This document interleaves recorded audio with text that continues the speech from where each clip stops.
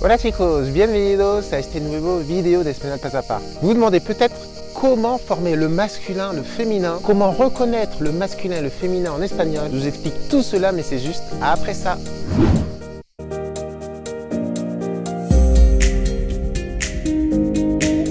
Mais juste avant, si ce n'est pas encore fait, je vous rappelle que vous avez l'e-book Objectif Espagnol. Une quarantaine de pages d'astuces concrètes pour parler rapidement des astuces à appliquer aujourd'hui. Cet e-book est gratuit. Il est disponible dans la description de cette vidéo. Et alors justement, dans cette vidéo, on va voir le masculin et le féminin, plus précisément, comment reconnaître le masculin et le féminin, on va voir quelques exceptions, et puis comment former le féminin à partir du masculin, et là aussi on va voir quelques exceptions. Nom de Zeus! Tout d'abord, règle très simple pour le masculin et le féminin en espagnol, les mots qui se terminent par O sont masculins en général, et les mots qui se terminent par A sont féminins en général. Et puis les mots qui se terminent par E peuvent être masculins ou féminins. La noche, la nuit, el cine, le ciné. Et lorsqu'un mot termine par une consonne, il peut être masculin ou féminin. Alors plus précisément, les mots qui se terminent par O sont masculins. Les mots qui se terminent également par aje sont masculins. Par exemple, le voyage, el viaje.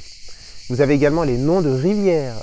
Les noms de fleuves et les noms de rivières sont masculins en espagnol, puisqu'on dit el río, c'est un mot masculin.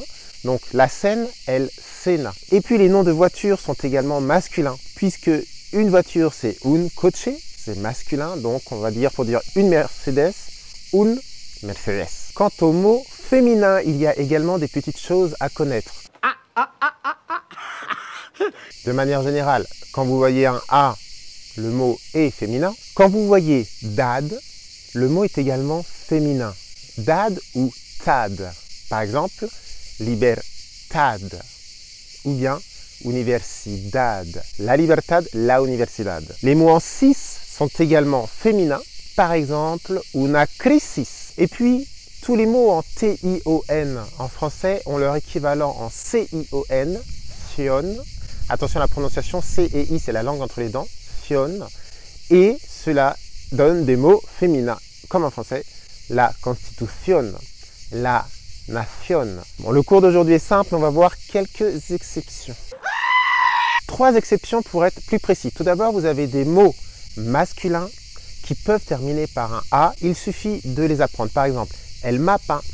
Vous avez également el poema, el programa ou bien el planeta. La planète, el planeta, palabra masculina. Et puis vous avez des mots en O qui peuvent être féminins.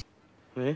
Par exemple, la mano, la photo, la radio, la moto. Et puis vous avez des mots en ema qui peuvent être, vous avez des mots en ema qui peuvent être masculins, qui sont masculins. Les mots en ema, E-M-A, sont masculins parce qu'ils ne proviennent pas du latin comme la plupart des mots en espagnol, ils proviennent du grec et ils ne suivent pas la règle du A féminin.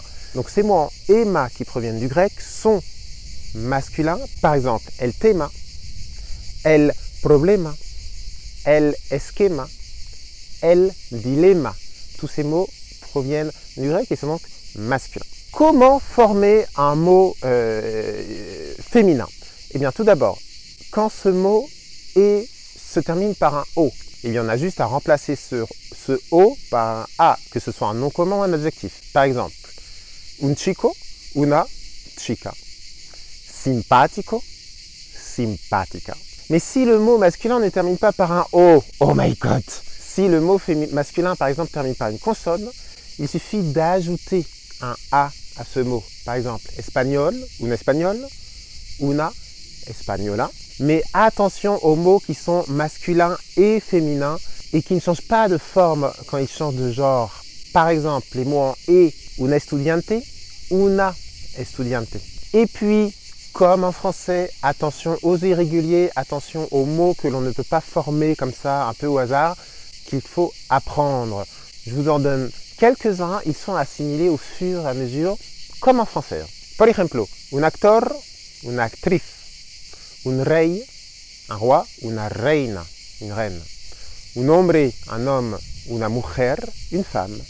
Et puis, el padre, le père, la mère, la madre. Pour ces mots, on ne peut pas deviner le féminin, il faut les apprendre. Perfecto chicos, espero que os haya gustado este video. J'espère que vous avez apprécié cette vidéo au bruit des cigales. Et bien sûr aujourd'hui, comme toujours, vous avez des devoirs. No, God, please, no, no! Los deberes hoy super facile. Pouvez-vous me donner votre mot préféré en espagnol? Le mot que vous préférez en espagnol. Et puis, on va voir s'il est masculin ou féminin. N'hésitez pas à donner le féminin ou le masculin si ce mot existe dans plusieurs, au masculin et au féminin. Et puis, on verra un peu la terminaison de ce mot. Par exemple, un mot que j'aime beaucoup en espagnol, c'est la soledad. La soledad, c'est un mot féminin et vous voyez qu'il se termine en dad, comme la universidad dont on a parlé. La soledad, c'est un mot que j'aime beaucoup, qui est très joli. Par contre, je ne suis pas fan du concept, la solitude. Et enfin, Floppy m'a rejoint pour vous dire que si vous avez aimé cette vidéo, n'hésitez pas à mettre un petit pouce. N'hésitez pas aussi à vous inscrire au canal d'Espagnol Pas à Pas pour avoir les prochaines vidéos. Et puis, n'oubliez pas non plus que vous avez l'e-book Objectif Espagnol, une quarantaine de pages gratuites, de conseils, d'astuces de prof à appliquer aujourd'hui. Vous pouvez le télécharger gratuitement. Floppy, il est où? Il est dans la description. Si, juste en dessous là, dans la description de cette vidéo. Perfecto, pues os deseo que os vaya todo muy bien. Nous, on va rentrer parce qu'en fait, même à l'ombre, il fait chaud. Entonces, que os vaya todo bien. Hasta luego, chicos. Adios. Bye.